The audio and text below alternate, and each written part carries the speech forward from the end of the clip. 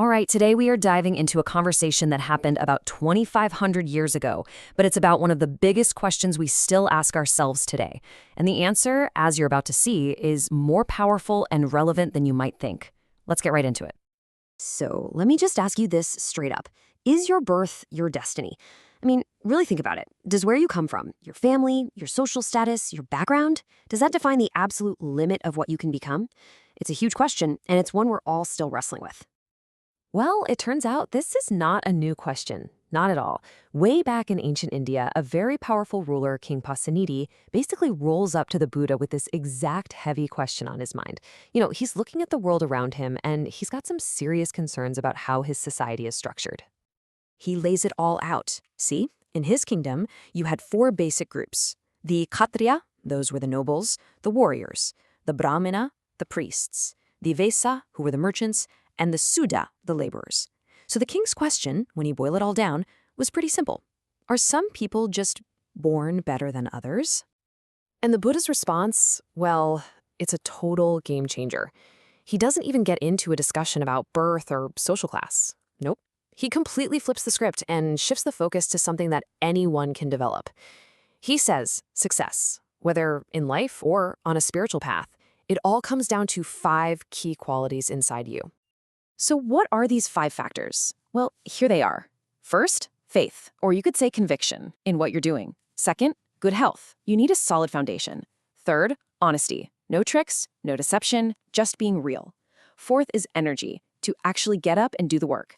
And fifth, wisdom, to see things as they really are. Pretty solid advice, right? Okay, that first answer is great. It feels super modern. But hold on, because this is where things get really cool. A surface-level translation of this ancient text only gives you like half the picture. If we go deeper into the original Pali language that the Buddha actually spoke, a much more dynamic, much more powerful message just explodes off the page. We're going to go full-on language detective here, using a technique called Niruti to get to the root meaning of the words. So let's grab that fourth factor we mentioned, energy. The word in Pali is virya. Sounds simple enough, right? Energy. We all know what that is. But what does it really mean? On one hand, you have the modern translation, energy. Okay, but when you look at the root meaning, it's heroic effort. Whoa, see that? That is a massive upgrade. We're not just talking about having enough energy to get through the afternoon. This is something else entirely. And here's why. The root of the word virya is vira, which means hero, champion, a warrior. So this isn't passive, everyday energy. This is active, courageous, relentless effort. It's the kind of push you give when everything is on the line. It's the spirit of a champion. Okay, so keep that idea of heroic effort in your mind. Let's look at another keyword, because this just keeps building. Later in the discussion, the Buddha talks about the ultimate goal of all this effort. He calls it liberation. And the Pali word for that is vimutti. And again, the standard translation, liberation, sounds, I don't know, kind of gentle, right? Like you're just sort of floating free. But the root meaning, it tells a totally different story. It means a forceful unbinding. It's an action. It's got some serious muscle. Let's break it down. V means apart or separate. Mutti means to release. So when you put them together, vimutti isn't some gentle untying of a knot. It's the act of powerfully breaking free. It's about tearing apart the bonds that hold you back. And you know what that takes? It takes that heroic effort we just talked about. So now we have these supercharged words, heroic effort and forceful unbinding.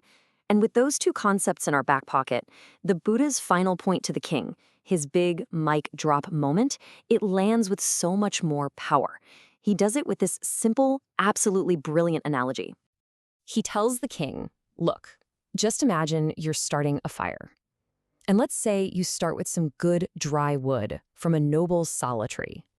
Then he says, okay, now imagine doing it again and again and again, but each time use a different kind of wood, one that represents the nobles, one for the priests, one for the merchants, and one for the laborers. So now you have 4 different types of fuel. And then he hits him with the killer question. He asks the king, tell me, would there be any difference at all between these 4 fires? Would the flame or the color or the brightness be any different just because of the wood they came from? And the answer is so simple, so obvious when you think about it. The king has to admit, well, no, of course not. Once the fire is burning, you can't tell where it came from. It's just fire. It's all the same brilliant, bright, powerful flame.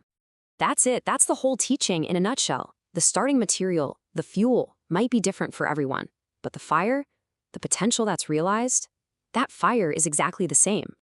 And here's where he just ties it all together beautifully. He says that fire of our potential, it's lit by virya, by that heroic, warrior-like effort.